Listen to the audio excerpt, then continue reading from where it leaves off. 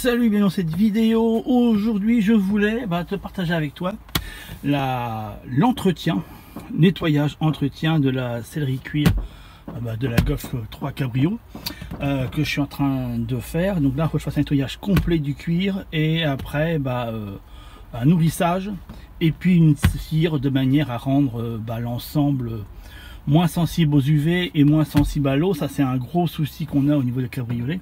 C'est que toi je te montre, hein, c'est quand on ouvre la porte, l'eau de la capote souvent coule et puis comment il y a toujours des petites gouttes qui coulent sur les sièges et à force voilà, ça esquinte, ça peut faire, tu vois là c'est le cas, on le voit. Attends, fais voir. Je te le montre ici, attends, fais voir. Je le vois bien à l'œil nu mais pas en... Ok, donc ça rend pas la caméra. Bref, tu as des petites taches blanches, le soleil qui est autour, qui fait que voilà, tout ça, ça se travaille. Et puis ça évite aussi, quand on a certains habits, par exemple, de rayer, comme là c'est le cas, tu vois ici, tu as une petite rayure, voilà, tu as des machins comme ça. Bon.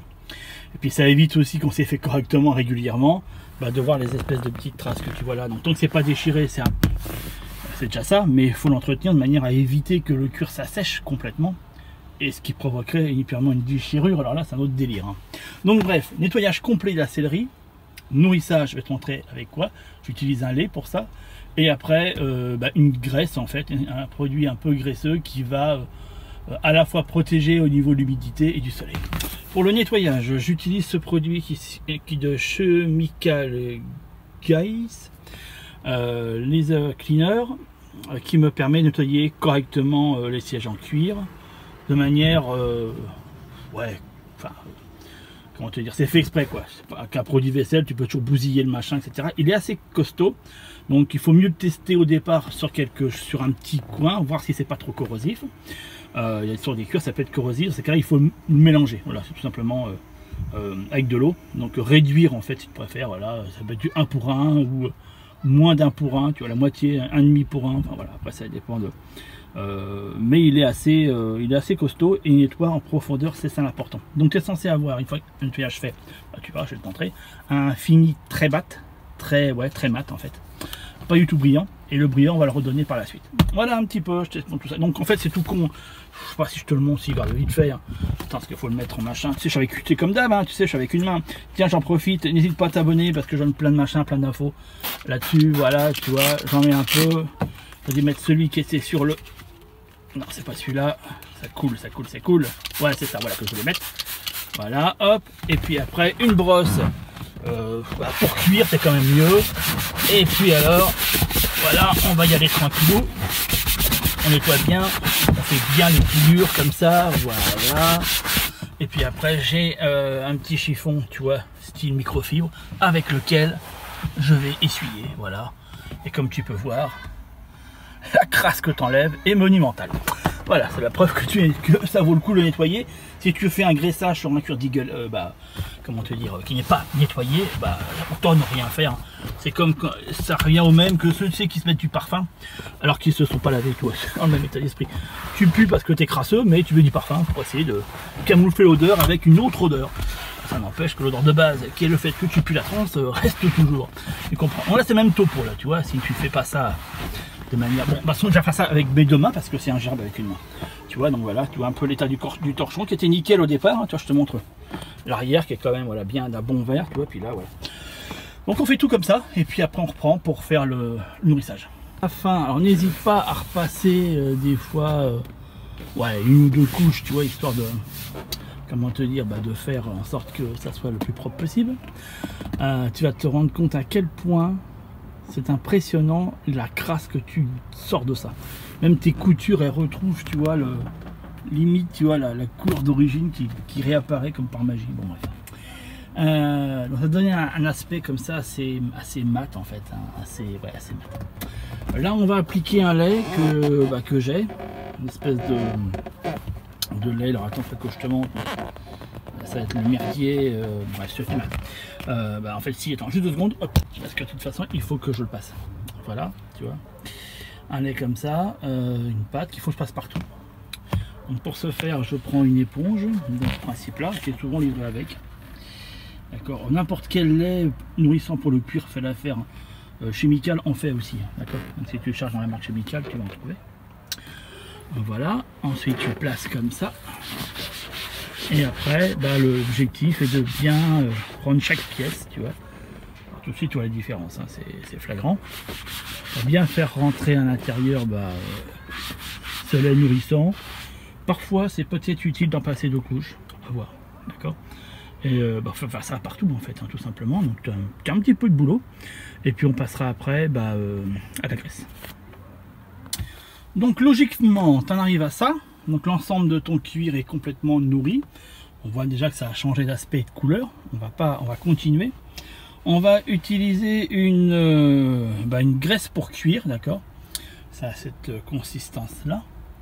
Pour la répandre, j'utilise un espèce de morceau de tissu que j'ai mis sur une éponge, tu vois, pour avoir un côté un peu, tu vois, où je peux frotter avec. Et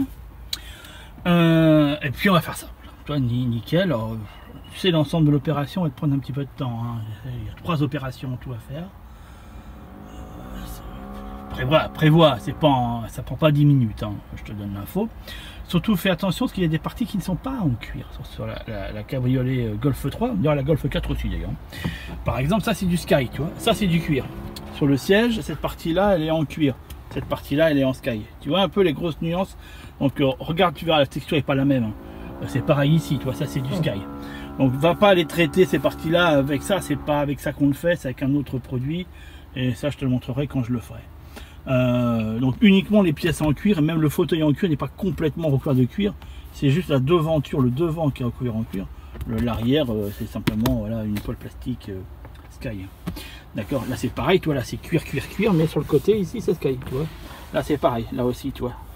Voilà, et là c'est cuir. De toute façon tu le sens au toucher que c'est pas du tout la même matière. Donc c'est important de comprendre, les accoudoirs ils sont en cuir, l'autre côté l'accoudoir là-bas il est en cuir aussi, tu vois.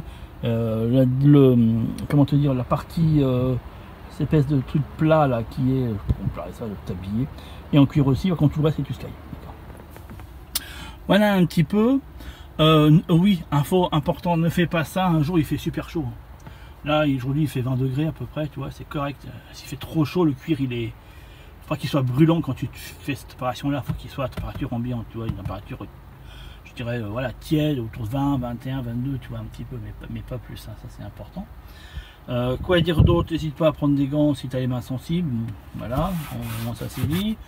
Et ma foi, prends du temps pour bien frotter. Et puis qu'est-ce que j'aurais envie de dire d'autre? D'ailleurs, je sais pas, qu'est-ce que j'aurais dire d'autre par rapport à mon produit là, mon machin. Non, là j'ai passé la graisse, je te montre à la fin ce que ça donne. Mais j'ai pas, non, j'ai pas d'autres trucs à dire. Si, 2 fois par an. Je le fais juste avant l'été et juste avant l'hiver, voilà un petit peu.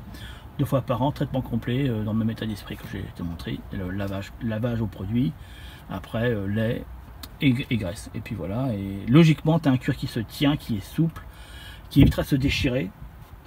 C'est important, effectivement, un système de siège en cuir, ça demande un entretien. Et si on n'a pas de temps pour ça, bah faut prendre des sièges en tissu, voilà, tout simplement. Donc voilà, finish. Juste pour te montrer un petit peu, tu vois, je ne fais pas exclusivement la rénovation mécanique, je fais aussi la rénovation esthétique. Donc là, j'ai fait les cuirs. Dans une prochaine fois, je ferai la rénovation de tous les plastiques. Et puis, comment te dire, plastique. Et puis, il va me rester la carrosserie aussi. À passer en polish, lustrage et compagnie pour enlever tous les micro-rayures qu'il y a dessus. Voilà un petit peu comme ça, puis après c'est fini, hein, voilà. Une fois que j'ai passé le polish, j'ai envie de te dire qu'est-ce qu'il me reste à faire d'autre, rien, elle est finie, quoi. Donc voilà un peu l'aspect final de l'ensemble, tu vois, voilà, t'obtiens à la fin un aspect brillant. Donc comme tu peux voir, remets au début de la vidéo si tu as du mal à te rendre compte, mais bon, ça te donne un as. Logiquement, si tu remets au début, tu te remets là, automatiquement tu vois inévitablement la grosse différence, hein. Ça, elle saute aux yeux direct. J'aurais pu faire un avant-après. Bon, si tu l'as avant-après, tu l'as en reculant. Donc voilà quoi. Mais ouais, c'est un entretien important. Là pour le coup, maintenant dans la voiture, ça sent une bonne odeur de cuir. Qui est assez, voilà, qui est caractéristique du cuir, hein. Si tu as un canapé de cuir ou si tu as des... Ça m'a échappé des mains parce que malheureusement, à force, tu vois, j'ai malencontreusement graissé la poignée et il vient de m'échapper des mains. Bon, ça va. Là. Il manquait plus que je casse quelque chose.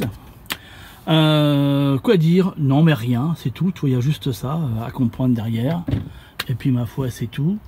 À faire 2 fois par an, faire voilà, avec des bons produits. Hein. On n'utilise pas des produits de merde. Là, je t'ai montré que toi, Chemical, qui est un produit quand même voilà, réputé. Toute la gamme est réputée. Il y en a d'autres, hein, bien entendu. Hein. Il y en a d'autres, hein. Mais voilà, si tu es intéressé par ces produits, savoir où les trouver, machin, je t'ai mis un lien dans la description, comme ça tu peux retrouver l'intégralité des produits pour pouvoir les avoir. Prochain coup, rénovation des plastiques extérieurs, intérieurs et aussi extérieurs sur certains plastiques qui n'ont pas pu être refaits, comme ce qui est ici, tu vois, voilà, par exemple, un exemple parmi tant d'autres. Voilà.